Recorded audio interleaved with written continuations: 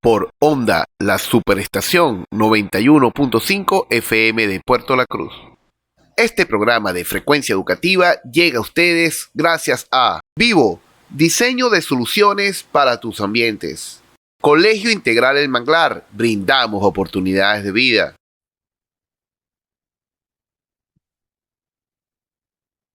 Muy buenos días de este sábado 31 de agosto del año 2024. Estás en Onda, la Superestación, y estás escuchando a Frecuencia Educativa, este programa que nace para visibilizar las buenas prácticas educativas donde se estén realizando. Bueno, ya se nos acaba el último fin de semana de las vacaciones y ahora nos queda como padres, como madres, como abuelos, como tíos, organizarnos para asumir la llegada del año escolar 24-25. Es importante que en estos 15 días de septiembre empecemos a diseñar y a buscar y a poder generar las redes necesarias, redes de apoyo necesarias para el inicio del año escolar 2024-2025. Si tienes hijos pequeños y jóvenes o que están ya digamos, en su primera etapa de la adultez, en la universidad, bueno, pues luego tienes que planificarte bien y poder entender que el inicio del año escolar significa también la corresponsabilidad de tus hijos en el logro de las metas familiares, inclusive hacerlos partícipes de ello. Fíjense, este programa lo vamos a dedicar al arte y voy a iniciar con esta frase. Creo en la constancia, el oficio, la disciplina del taller como la única vía para poder lograr una propuesta plástica reflexiva, coherente, individual y llena de sentimientos propios. Esto lo dijo Licia Salvatore, quien es nuestra invitada el día de hoy para hablar del arte como un medio para lograr la sensibilidad del ser humano. Pero sensible es el equipo que trabaja en Onda la Superestación, en la gerencia de producción, el señor Jesús Salazar.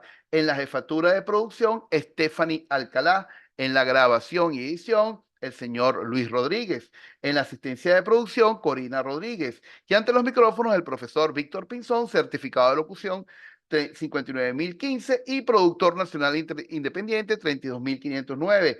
Por favor, no deje de ir a nuestra vitrina, Onda PLC, y visitar nuestra página web www.mundour.com. Vamos a una pausa y ya regresamos. De vuelta en frecuencia educativa, este sábado 31 de agosto, es muy probable que usted esté en su casa conversando con tu esposa, con tu esposo, hablando con los niños, planificando qué va a ser el día sábado, o de repente ya usted se planificó y está yendo a comprar los útiles del colegio y está sacando las cuentas en qué lugar más barato puede comprarlo y poder así de cierta manera reinvertir. Fíjense, hoy se encuentra con nosotros Licia Salvatore. Ella es graduada en arte puro de la Escuela de Artes Plásticas Armando Reverón. Desde el año 2010 al 2017 fue profesora de las cátedras de volumen y talla en piedra de la Escuela de Artes Plásticas Armando Reverón.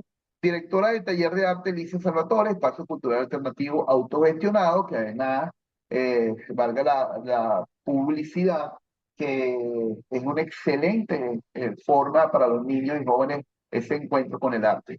Y bueno, es importante también que ella es decir, que es artista plástico, escultora, escritora de libros, investigadora y una persona muy sensible por aquello de asumir el arte como una forma importante de generar individuos totalmente integrales. Entonces, si usted le pregunta a un alumno de Licia, automáticamente va a contestar que es una excelente profesora y que lo ha cultivado para la vida. Bienvenida, Licia, ¿cómo estás? Hola, ¿cómo estás, Víctor? ¿Todo bien? Gracias. Gracias por la invitación. No, gracias a ti por estar. Fíjate, una de las cosas que siempre me ha llamado la atención de los artistas es cómo fueron sus inicios. Y a mí me gustaría saber, y me imagino que la audiencia también, fueron tus inicios, porque además Licia, si ven el currículum, ella tiene más de cinco, digamos, exposiciones individuales, más de 60 colectivas ha participado. Entonces, cuando uno que está medio metido en el mundo del arte, cuando habla de, bueno, de una exposición, caramba, pero montar una exposición es pero un trabajón. Entonces, ver estos números, de verdad, a mí me llenan como de mucha admiración, Alicia. Entonces, ¿cómo fueron tus inicios en el arte? Bueno, realmente fue un descubrimiento. Desde muy pequeña a mí me gustaba el arte, me gustaba eh, hacer cosas, pintar, ensamblar, me encantaba ensamblar piezas. Abría objetos electrónicos y me gustaba ver lo que estaba dentro y después darle una forma distinta, pero eso se veía como realmente era una niña que era muy curiosa, que rompía las cosas, pero nunca en mi familia se vio como algo que fuera artístico o creativo, ¿verdad? Claro, Entonces, bueno, nada, uno, bueno, descubre eso después. Yo lo descubro ya trabajando en Pequibén como inspector de obra. Entro al comedor de Pequibén, hay una hermosa obra de Gregorio Torres, uno de los grandes maestros de la zona, y aquello me impactó. Ya yo venía con una inquietud interna que quería hacer algo distinto, no que no me gustara lo que hacía, pero sí necesitaba como conseguir algo que me apasionara más, que quisiera hacer en otros momentos o incluso tomarlo como definitivo en la vida, ¿no? Entonces, bueno, en esa búsqueda yo escribí antes poesía cuando era adolescente, después cuando estaba en la universidad, pero fue algo que abandoné después porque la vida te va distrayendo y te vas ocupando de otras cosas. claro. Entonces, bueno, ahí retomo, sí, exactamente. Entonces, retomo esa inquietud y empiezo a investigar hasta que di con la Escuela de Artes Plásticas en Barcelona. Me pongo a estudiar primero en talleres libres y cuando ya entro definitivamente en los talleres, yo digo, yo quiero hacer un cambio en mi vida, esto es lo que quiero hacer para el resto, ¿ok? Entonces, bueno, decidí ya hacerlo un estudio formal porque no quería ser simplemente una persona que conociera una técnica nada más, sino que involucrarme completamente en el arte, quería ser conocedora de la historia del arte, de todo, o sea, formarme en eso. Entonces, decido tomar clases ya formales en la Escuela de Artes Plásticas en Barcelona y simultáneo realicé talleres especiales en la Superior de Arte en Caracas, en la Reverón de Caracas, durante ese tiempo, cuando ya yo estaba en el segundo año de la Escuela de Arte. Y bueno, definitivamente la escultura de todas las especialidades fue la que más me llamó la atención y es con la que me he dedicado básicamente hasta ahora. ¿Cuáles han sido tus referentes? Mis referentes, bueno, te cuento, cuando yo estuve precisamente haciendo esos viajes a Caracas, ¿ok? Por supuesto, me iba el día antes, tenía el taller un día sábado, me iba los viernes y me regresaba el domingo. En ese interín, mientras ocurrían los talleres, visité muchas galerías, o sea, los museos en Caracas, la Galería Claro. de Arte Nacional, claro, el Bellas Artes, galerías privadas. Y todo aquello me fue nutriendo muchísimo, ¿no? Porque bueno, aquí no tenemos tantas posibilidades, no las había en aquel momento y ahorita tampoco las hay. Sí, Entonces ahí, faltan referentes, faltan referentes. ajá, entonces resulta de que ahí me conseguí con la obra de Carlos Mendoza, ¿ok? Y Jorge Salas, dos artistas que mezclaban, no integraban pues en su obra la madera y el granito, o la madera y el mármol. Esa combinación de materiales me encantó.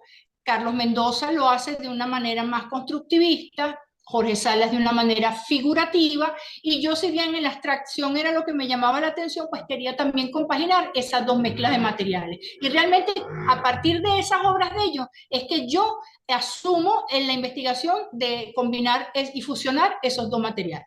Además, trabaja con materiales muy nobles, madera y piedra. Fíjate, Elicia, el 31 de agosto de 1870 nace María Montessori, la precursora de la educación moderna y que además la primera médica en Italia. Vamos a una pausa y ya regresamos.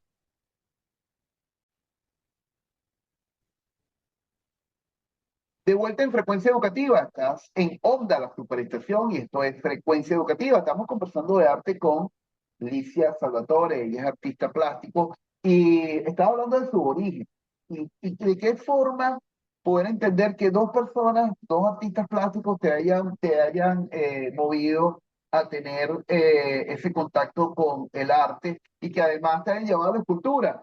Entendiendo que cuando uno, desde la más suprema ignorancia, uno puede decir, bueno, una señora, una dama trabajando con piedras y con madera, materiales que pueden ser muy burdos, y hemos visto fotos de tu taller que estás trabajando con esmeriles, con punzones, con martillos, y que eso al final te llama mucho, poderosamente la atención. A mí me llama poderosamente la atención. ¿Por qué trabajar con arte? ¿Por qué trabajar con madera y piedra? Y luego, con rocas, hablar un poquito de la importancia del arte, Alicia, en la sociedad.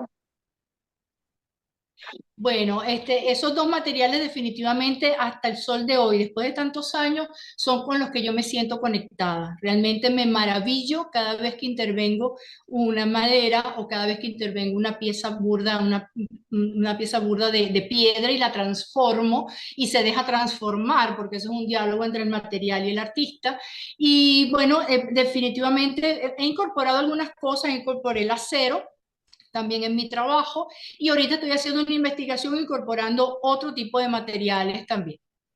¿Ok? En cuanto a la importancia, mira, definitivamente el contacto con el arte se debe hacer desde temprana edad. Porque realmente la cultura, el arte, es la historia de los pueblos, ¿ok? Es la historia y es lo que va formando la sociedad en toda esa evolución, en ese transformarse a medida que va ocurriendo el tiempo, ¿verdad? Donde así como va avanzando la tecnología, también nosotros tenemos que ir avanzando en nuestro pensamiento, en nuestra sensibilidad, en la empatía con el entorno, incluso saber convivir con esa tecnología, de manera de no ser atrapados por ella, sino simplemente saberla utilizar. ¿Ok? Y Eh, hemos visto, disculpa, Alicia, hemos no, visto que hay ciudades que se han vestido de arte. Y cuando el arte está y toma las calles, podemos ver a una sociedad que se comporta distinta, humaniza, las vuelve más viables, más bonitas, más, digamos, comprometidas con la misma humanidad, ¿cierto? sí, es correcto. Incluso precisamente ¿cómo se dice? Esa opción del arte contemporáneo de salir del museo, de salir de esas cuatro paredes y precisamente intervenir la ciudad, intervenir los espacios públicos, pues ya que no todo el mundo llega a un museo o a una galería, tú se las pones en el camino, como quien dice, ¿no? Y entonces ahí pasa lo que tú dices, humaniza, sensibiliza, la gente se topa con eso y se hace preguntas, porque siempre cuando tú estás frente a una obra de arte, te guste o no, siempre hay un cuestionamiento, hay un pensamiento crítico, empiezas a hablar sobre eso y ya tú vas generando un pensamiento, unas conclusiones, una forma de ser. Entonces, vas tomando o vas dejando o asumiendo cosas con respecto a eso. Precisamente por eso el arte es importante y si sale a la calle, muchísimo mejor. Las ciudades deberían de estar repletas de arte, correcto. Sí, y una de las cosas que hemos visto cuando hemos tenido la oportunidad de salir de Venezuela, en ciudades como Barcelona, como Madrid, como Bogotá, Sao Paulo, podemos ver que por todos lados, por donde pases, hay arte. Hay arte, bueno, pues luego eso genera una sensibilidad distinta. ¿Crees que el arte es fundamental para la formación integral de los niños? Totalmente, es que el arte precisamente permite una formación integral. Debe ser algo que tiene que estar en las escuelas en todo momento, no solamente en el preescolar. No sé cómo están ahorita a nivel de colegio, la primaria, donde en preescolar te dan la plastilina y después te la quitan y te ponen a estudiar solo matemáticas y lengua. ¿Ok? Entonces es ahí donde yo veo que no hay esa, o sea, hay como un truncar, pues esa creatividad. Y resulta que para tú tener un individuo productivo, bueno, no vamos a hablar de la palabra producción, pero un individuo que sea capaz de avanzar, de ser una persona exitosa en cualquier carrera que tenga, porque la creatividad te lleva a una toma de decisiones constantes.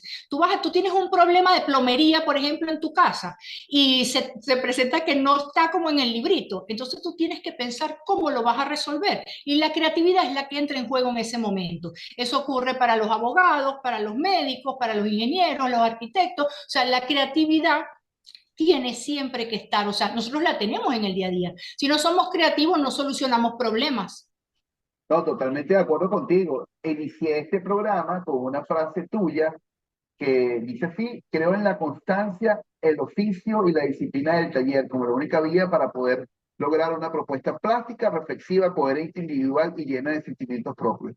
Empiezo con esa frase, este programa, porque a mí me parece fundamental decirle y de entregarle a nuestros oyentes que el arte no es un trabajo que se me ocurrió, amaneció y vi el atardecer o el amanecer y ya soy artista. No, no, no, no. Eso tiene que ver con un proceso de investigación serio, con un proceso, como dices tú, creativo y de innovador. Y son prácticas que se hacen día a día y que el artista plástico no es una persona que vive de, ¿cómo se llama esto? De una motivación o de un aura, entonces se le llega y produce, ¿no? Esto es investigación pura que la llevas al campo de la realidad en las obras que haces, ¿no? Entonces, fíjate, para el próximo segmento, Alicia, quisiera que abordaras eh, cómo surge tu taller, como también como buscando referencias, por ahí, como tú lo dijiste, a ver, con mucha lástima podemos decir que en el ambiente venezolano la referencia artística es muy poca, para no decir cero, ¿no? Pero entonces, fíjate, el 31 de agosto a ver, perdón, el 31 de agosto de 1980 nace en Polonia el movimiento Solidaridad que lo llevaba el señor Lech Walesa. Vamos a una pausa y ya regresamos.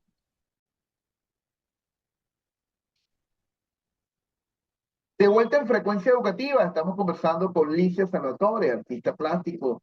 Si ustedes googlean Licia Salvatore, en este momento van a encontrar su página web. En su página web hay distintas partes. Una de ellas es la semblanza, donde establece de dónde nació, etcétera, etcétera, qué es lo que ha hecho, qué es lo que ha estudiado. Pero hay algo que me llama muchísimo la atención, que es el tema de las obras y tiene las obras por año. Y como todo artista, a ver, los artistas venezolanos, a ver, les cuesta mucho llevar como esa hilación histórica de sus obras. Y bueno, hemos visto trabajos que se han hecho con diferentes artistas plásticos para recuperar la memoria histórica de ese artista. Pero tú lo tienes claro y podemos ver la evolución, de la evolución desde 2016, creo que están las obras, hasta nuestros días. Y hemos visto que siempre está presente la madera, la roca, el acero, y que ahora que en los últimos años están haciendo trabajos ya con eh, eh, a ver, resonancia con la naturaleza. ¿Por qué? Veo que hay una guacamaya, veo que hay, ¿por qué? Ah, bueno, sí, eso fue un proyecto especial, pero vamos a empezar desde lo que me estabas comentando. Este, ahí en la página web, bueno, es un pequeño portafolio, no te creas que siempre fui muy ordenada con las obras, incluso muchas obras, nunca les llegué a tomar foto, ¿ok? Ah, Te cuento que sí, nunca les llegué a tomar foto y bueno, eso, el orden vino un poco después. Las obras están ahí creo que desde el año 2000. Es un pequeño portafolio de lo que se ha hecho, lo que se hizo en ese año, pues en ese quinquenio, y bueno, es lo que uno trata, pues de llevar ese orden dentro del desorden del taller, porque yo pienso que un taller tiene que estar un poquito desordenado para generar ideas. A mí me gusta así, ¿no? En cuanto a lo de las guacamayas, bueno, ese fue un proyecto que se llamó Pájaros del Silencio, donde se hizo una alianza con la Fundación Avista, ¿ok? qué bonito. Sí, cuando se inicia Nuestra, Fundación Avista, nuestra ¿cómo? querida Gaitale. Sí, Gaiscale Garay. La Fundación Avista se registra por primera vez, va a salir al ruedo, como quien dice. Entonces hicimos una fusión, porque precisamente había hecho unas aves unos años anteriores para una exposición en un determinado momento, y todo el mundo quedó fascinado, y a mí me quedó ese pendiente de hacer aves, me gustaron los pajaritos, pues las diferentes tonalidades y todo lo demás. Entonces, cuando después, bueno, para resumir la historia, nos ponen en conversaciones y se lanzó precisamente en ese mismo momento la exposición Pájaros del Silencio, que eran las aves mías y la Fundación Avista, pero lo que le suma a ese proyecto es que las aves fueron generadas con desechos vírgenes de mi taller. ¿Qué quiere decir eso? Que cuando yo cortaba mis obras abstractas, esa madera que iba sobrando, ¿verdad? Y los pedazos de piedra, de granito, de mármol, ellos quedaban ahí en el taller. Yo nunca los boté, porque siempre tenían unas formas muy interesantes. Pues para generar el proyecto, yo lo que hice fue lanzar las piezas en el suelo y en el suelo empezar a ver, este es un pico, esto es una cola, este es un cuerpo, este es una guacamaya, mira, ahí está el carpintero, ¿entiendes? Y fui ensamblándolas, ¿verdad? Y así es que se genera. Entonces, la fundación, que es una fundación ambientalista, unida también con el proyecto de también ecológico, vamos a decirlo así, utilizar, reusando materiales vírgenes de mi propio taller. Oye, qué bonito. Vámonos, disculpa que me salí de la temática. ¿Por qué abriste y fundaste el taller? Mira, fue básicamente porque la gente me tocaba la puerta, escuchaba las herramientas y entonces, ¿qué hacen aquí? ¿Y qué es esto? Y o me veían a mí subiendo, bajando alguna cosa, una madera, una pieza del carro al taller y entonces me empezaban a preguntar y me decían, ¿y por qué usted no da clase? Y yo, no, bueno, no doy clase. Entonces, bueno, después dije, bueno, pero tanta gente que me preguntó y como ya yo daba clases en la Escuela de Artes en la Reverón, dije, bueno, nada, voy a agarrar unos cuantos días a la semana, unas cuantas tardes, para no restarle horas a mi proceso de taller y abrí entonces el taller de arte para dar Y, clases.